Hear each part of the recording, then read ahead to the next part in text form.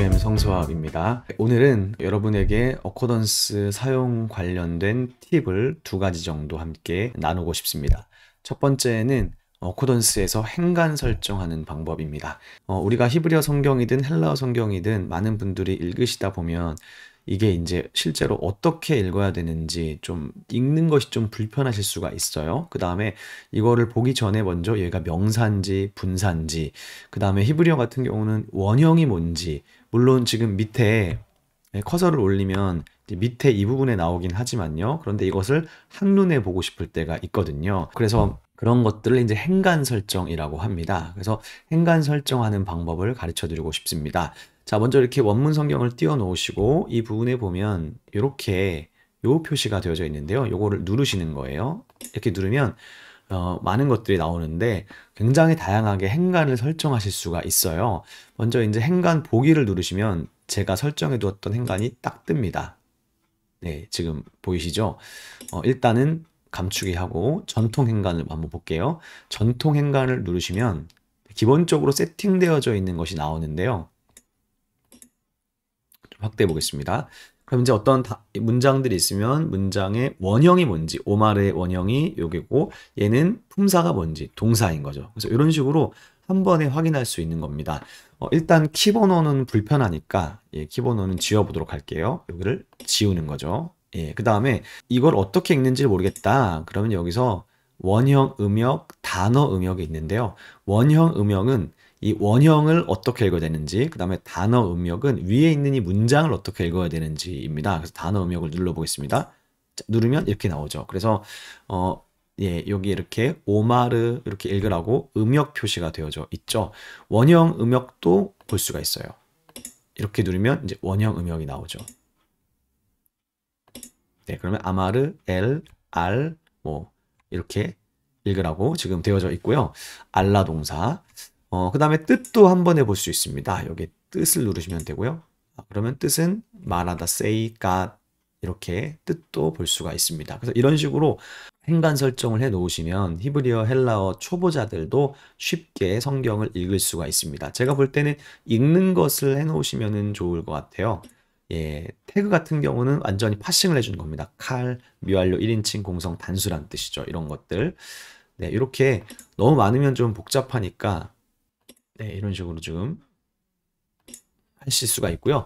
어코던스의 또 한 가지 장점은 여기에 행간을 자기가 원하는 대로 다양하게 할 수 있다는 겁니다. 예를 들면 영어 역본도 할 수가 있어요. 영어 역본 중에서 ESV를 하면요.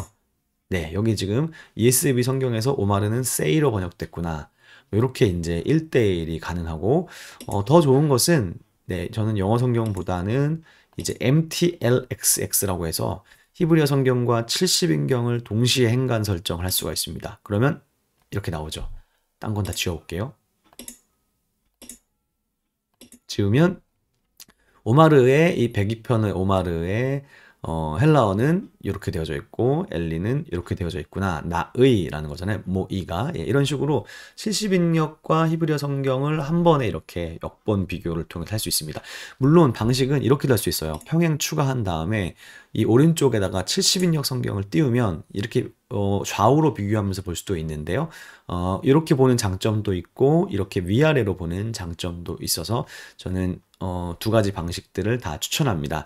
다만 이제 MTLXX 같은 경우는 이 책을 따로 구매하셔야 됩니다. 이 모듈을 구매하셔야 아마 나올 수 있지 않을까 그렇게 생각이 됩니다. 그래서 행간 설정을 이렇게 해 놓으시면 조금 더 본문 읽고 이해하시는데 도움이 되리라 생각합니다. 네, 그 다음에 이제 두 번째는 다른 영상에서도 한번 보여드린 적이 있었는데 정보판을 활용하는 것입니다. 많은 분들이 생각보다 정보판 활용을 못 하시더라고요. 정보판을 누르면 내가 이 본문 시편 102편 23절에 가지고 있는 이 구절에 해당되는 자료들을 한 번에 보여주는 거거든요. 이 기능은 로고스에도 불편하고 없는 어코던스에만 있는 굉장히 강력한 기능입니다. 그래서 23절에 해당하는 내용이 어디든지 있다면 다 보여줍니다. 24절에 해당하는 내용도 요게 다 보여주죠. 이런 식으로. 그런데 이제 여러분이 보시면 102편 24절에 대한 주석을 보고 싶다. 그러면 주석 페이지에서 뭐 이 컨티넨탈 커멘터리 한번 눌러볼까요? 그냥 클릭하시면 여기 옆에 바로 이렇게 띄워지게 돼요.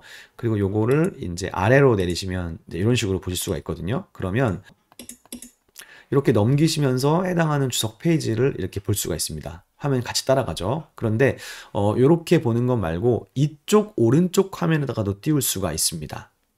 그럴 때는 자, 내가 원하는 책을 띄우고 싶은 책을 예를 들면 이번엔 헤르메네이아 주석을 띄워볼까요? 이거를 그냥 클릭하면 여기 화면이 되는데요. 맥 같은 경우 커맨드 버튼을 누른 채로 클릭하시면 이 오른쪽에 나옵니다.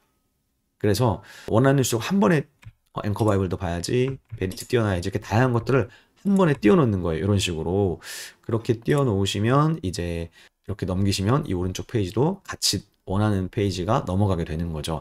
그 다음에 여러 주석을 동시에 보고 싶다. 그러면 자, 이렇게 하신 다음에 헤르메네이아와 뭐 앵커 바이블을 동시에 보고 싶다. 그럼 앵커 바이블을 띄운 다음에 헤르메네이아를 클릭하신 다음에 잡아 끄세요. 끌어서 이렇게 만지면 네, 지금 공간이 부족하다고 나오는 거는 제가 지금 이 영상을 찍는 것 때문에 이 해상도 설정을 지금 크게 해놔가지고 그런데요. 해상도 설정을 원래대로 바꾸면 될 겁니다. 제가 영상 때문에 지금 키워놨기 때문에요. 자, 해상도 설정을 원래 보던 방식대로 좀 작게 만들어 볼까요? 네. 그러면 이렇게 되죠. 해상도 설정 때문에 그런 거였는데요. 이런 식으로 해놓으면 동시에 지금 여러 주석을 볼 수가 있습니다. 네, 지금 아마 여러분이 보시는 데는 안 나올 텐데 화면을 키워보겠습니다. 네, 네, 이런 식으로 지금 네, 화면에 여러분 보실지 모르겠는데 네, 이렇게 지금 두 개의 주석도 모니터 크기만 키우고 해상도만 높이면 이렇게 한 번에 여러 가지를 다 보실 수도 있습니다. 네, 그래서 이렇게 네, 정보판 기능을 잘 활용하시면 어코던스를 훨씬 더 강력하게 사용하실 수 있으리라 생각합니다. 영상이 도움이 되셨다면 좋아요 눌러주시고 또 혹시 궁금하신 점 있으시면 댓글로 언제든지 문의해 주시면 제가 보고 답변하도록 하겠습니다. 네, 오늘 여기까지 하겠습니다. 안녕히 계세요.